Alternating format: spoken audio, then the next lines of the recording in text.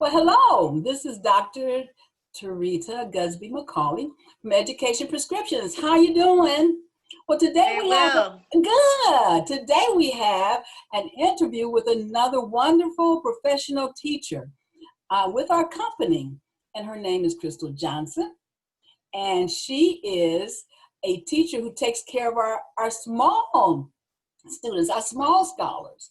And so she's a special teacher in the regard that she teaches science, technology, engineering, and math for the small ones.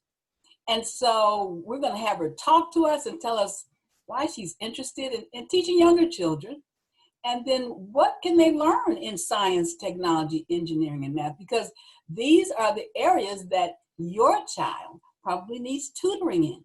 So, hey, Crystal, how are you? Hello there. How are you? I'm great. Okay, so tell us first of all, how did you get interested in dealing with the younger children? Well, I've always loved children. And so I feel like when you catch them when they're young, they're like little sponges. And anything that you teach them, it gets ingrained into who they are. It becomes a part of them. And even when other things come around, they don't lose that part of them. They always hold on to that. They remember those little things that you say and do that help them so much in what they're doing. And so I say if you catch them while they're young, they'll have something to grow on.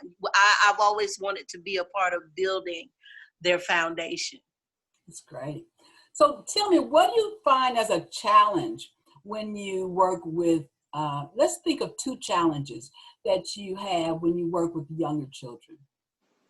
Well, one of the challenges is understanding the transition from being a child that's, always been the center of attention and somebody's baby to moving them into independence and fostering that independence and self-confidence and getting them to a point that they'll take an acceptable risk and focus in on the bigger picture, which is now you're a part of a group. And it's not just all about you, it's you and somebody else too. And so getting them to a point where they learn how to socialize and interact in positive ways. And then another one of our challenges is when they come to us and they're not quite ready for where we are, especially in kindergarten, and how we need to back up and kind of move them along the continuum so that they're ready for what we're bringing, and then advancing them to the point of being prepared for the next level. Good. Okay, great. And so I know that you probably now, maybe not during this particular time, but I know that you have contact with parents. And so how have you found out that parents can really be helpers in the process? Well, I always say, and it comes from my upbringing, it takes a village. There's no way I can do what I need to do with this child or the children if I don't have the parents involved.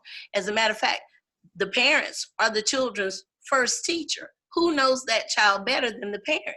So they're my backbone. They're the secret to my success. When I feel like we're hitting a bump in the road, they're who I lean into to help us, smooth out those rough patches and make sure that we make that transition that we want to see them make in kindergarten. My parents are my go-to. When I feel like I am not getting what I need to get out of this situation, I go to my parents and say, hey, here's what we're up against. What do you think we should do about this? It's always us, we, not me or them. It's us. Okay, great.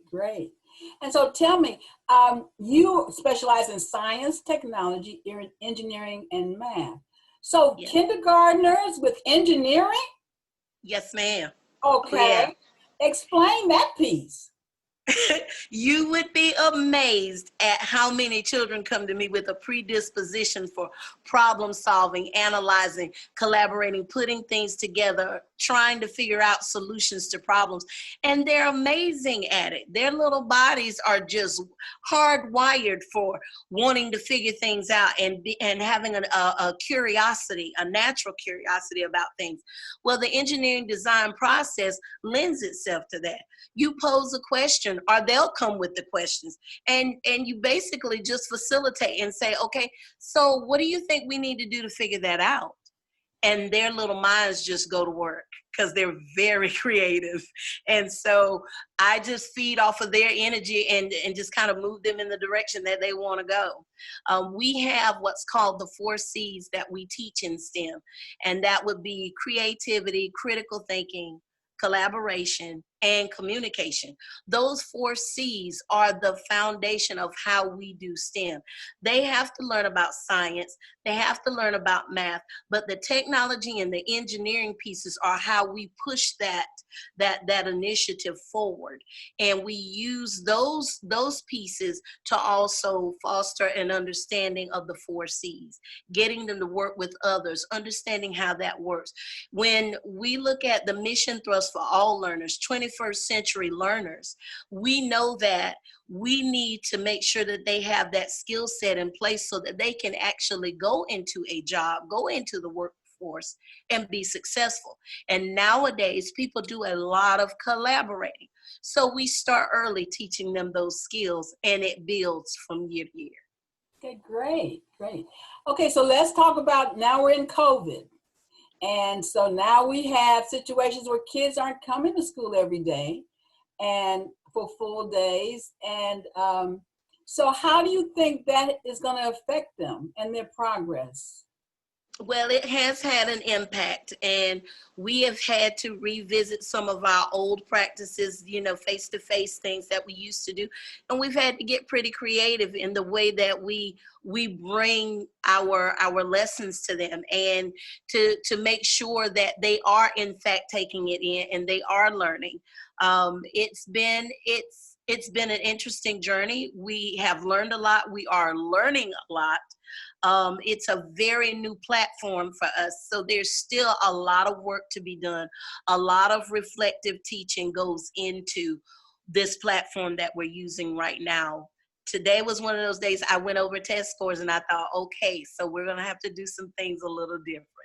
So yeah, we're looking into doing more small groups with our children, getting more individualized instruction going, and again, incorporating our parents into that model. Okay, and then our last question is, so if a child comes to you for tutoring, what is it that you think you could do to help a young child? I think first and foremost is build their confidence within themselves, because a lot of times what's going on, and they don't always speak to that, but you have to understand that if they don't feel that confidence in themselves, if they don't feel like, if they even feel like they're going to be wrong, you have to build into them that confidence that it's okay. It's okay not to be right every time. This is how we learn. This is how we grow. And when you're working, don't erase your mistakes. Take a look at them and look at how you grow over time. So the first thing is confidence building. And then we move them into that moment where I break things down and I pull what's familiar to them to kind of get them moving in the direction we want to go. We want to make sure that they're connecting with the learning in order to actually be a part of the active learning. I wish I was in your class, Krista. Love to have you. You're welcome anytime. Well, that is just fabulous. I loved everything you talked about. I just loved it. And parents, I want to let you know that we have these kinds of professionals in line and on task and on our board. And they're here to help your child. And so I'm going to refer you again to the website, which is educationprescriptions.org. And then also the phone number, which is 843-369-0600.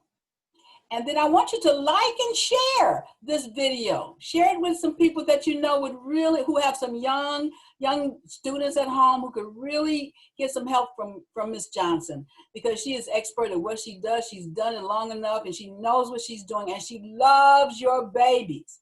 So just make sure that you come on board and give Education Prescriptions a chance. Okay, Miss Johnson, I'm getting ready to say bye to you. Thank you so much.